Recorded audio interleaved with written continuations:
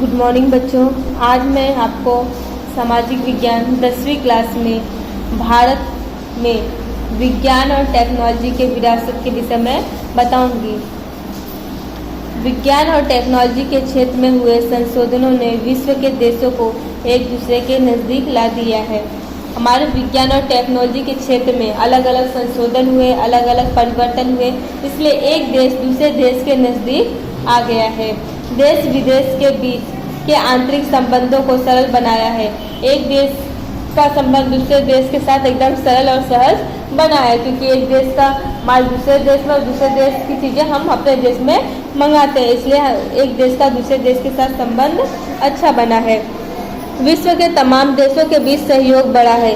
विश्व के जो देश है एक दूसरे के बीच सहयोग बढ़ा है, मतलब हर एक देश दूसरे देश की मदद करता है। नए अभिगम पैदा हुए हैं, यानी कि नए नए तरीके निकल आए हैं। सभी राष्ट्र विश्व शांति और सह अस्तित्व की तरफ अभिमुख हुए हैं। सभी राष्ट्र हमारे भारत की विश्व शांति और सह अस्तित्व सब कुछ सकुशल है उसकी तरफ बढ़ रहे हैं। विज्ञान अर्थात व्यवस्थित ज्ञान, मतलब विज्ञान का अर्थ होता है व्यवस्थित ज्ञान, और टेक्नोलॉजी अर्थात विज्ञान की व्यवहारिकता उपयोगिता। विज्ञान और टेक्नोलॉजी दोनों शब्द भिन्न भिन्न होने पर भी साथ जुड़ गए हैं। देखो, विज्ञान और टेक्नोलॉजी दोनों क्या है, शब्द अलग अलग है, लेकिन दोनों फिर भी एक साथ एक दूसरे से जुड़े हुए हैं। प्राचीन भारत के विज्ञान क्षेत्र की विरासत। हमारे प्राचीन भारत के महान ऋषियों ने विज्ञान के क्षेत्र में अनमोल विरासत विश्व को दी है। हमारे प्राचीन यानी प्राचीन समय से ही भारत के महान ऋषि ने विज्ञान के क्षेत्र में अनमोल विरासत हमारे विश्व को दी है। धातु विद्या, रसायन विद्या, वैदिक विद्या, शैल्य चिकित्सा, गणित शास्त्र, खगोल शास्त्र, वास्तुशास्त्र, भौतिक शास्त्र जैसे विज्ञान के अनेक क्षेत्रों में अपने ऋषियों ने महत्वपूर्ण योगदान दिया है।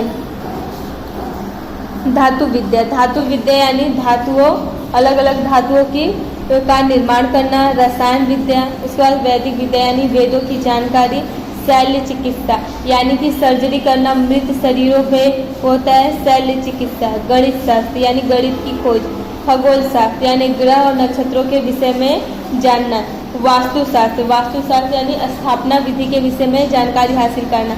भौतिक शास्त्र जैसे विज्ञान के अनेक क्षेत्रों में अपने ऋषियों ने महत्वपूर्ण योगदान दिया है। इन सब क्षेत्रों में ऋषियों ने बहुत महत्वपूर्ण योगदान दिया है। बच्चों, हमको ऐसा लगता है कि नहीं, आज के जनरेशन के हिसाब से टेक्नोलॉजी ने बहुत विकास किया है। नहीं, ऐसा नहीं है। ये सब जो आजकल चले आ रहे हैं ये पुराने ऋषि मुनियों की ही देन है। फर्क इतना है कि पहले के लोग जड़ी बूटियों के द्वारा करते थे और आज के लोग क्या है, अंग्रेजी दवाइयों के द्वारा इलाज करते हैं। भारत ने मात्र साहित्य, कला, धर्म, शिक्षा और तत्व चिंतन जैसे क्षेत्रों में ही योगदान नहीं दिया, बल्कि विविध विज्ञान और टेक्नोलॉजी के क्षेत्र में भी अपना श्रेष्ठ योगदान दिया है। भारत के जो लोग हैं उन्होंने विज्ञान में ही नहीं, टेक्नोलॉजी के क्षेत्र में भी उन्होंने अपना बहुत ही महत्वपूर्ण योगदान दिया है।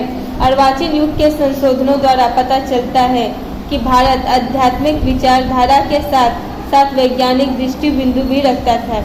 मतलब पहले की चीज़ों को देखकर अब हम इतना अंदाज़ा लगा सकते हैं कि जो हमारे भारत देश का जो विज्ञान है, जो टेक्नोलॉजी है, वो आज के समय में जैसी व्यवस्था देती थी वैसे अब पुराने प्राचीन समय में भी वही व्यवस्था दी जाती थी। पाश्चात्य देशों की अधिकांश वैज्ञानिक और टेक्निकल खोजों ने किसी न किसी रूप में प्राचीन भारत के विज्ञान का तत्व शामिल है। पाश्चात्य देशों की अधिकांश वैज्ञानिक और टेक्निकल खोजों में से पता चलता है कि कोई किसी न किसी रूप में भारत के प्राचीन विज्ञान का तत्व उसमें शामिल है। मतलब कि आज की जो आधुनिक खोज की गई है उसमें देखा जाए तो कहीं न कहीं पुराने युग के यानी प्राचीन समय की खोजों के तत्व उसमें शामिल दिखाई देंगे। अब है धातु विद्या। प्राचीन काल से ही भारत के लोग धातु विद्या का अपने व्यवहारिक जीवन में उपयोग करते थे। प्राचीन भारत ने धातु विद्या में अद्वितीय सिद्धियां प्राप्त की हैं।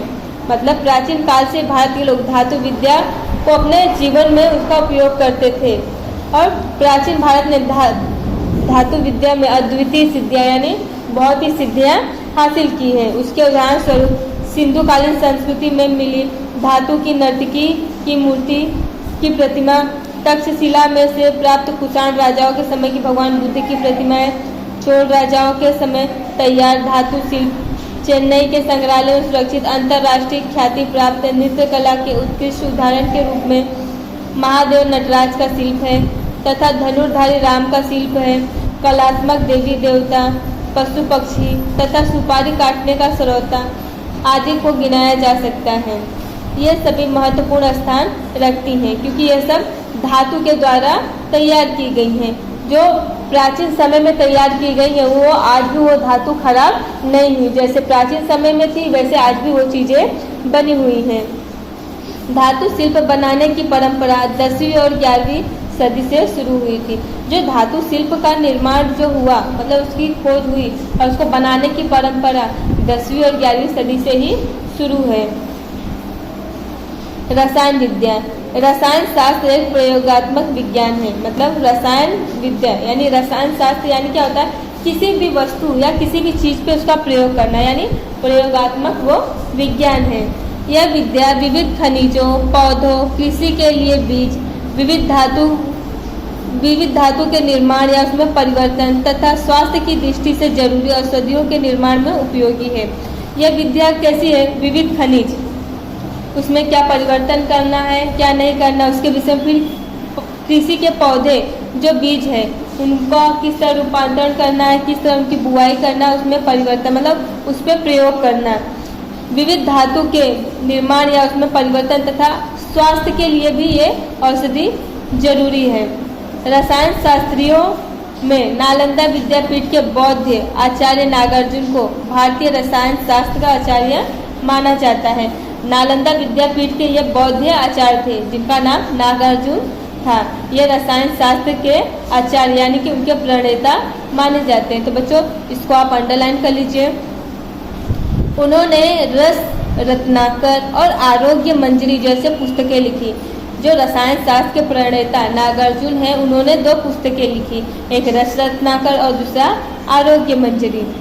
आचार्य नागार्जुन ने वनस्पति औषधियों के साथ साथ रसायन औषध के ऊपर उपयोग की भी सलाह दी। नागार्जुन ने वनस्पति औषधियों को बनाने के साथ साथ उसका उपयोग जो वनस्पति का उत्पादन कर रहे थे यानी उसको जो बीज से रूपांतरित करके उसको उत्पादन कर रहे थे, उत्पादन करने के बाद उसको उपयोग में भी लाने की सलाह दी।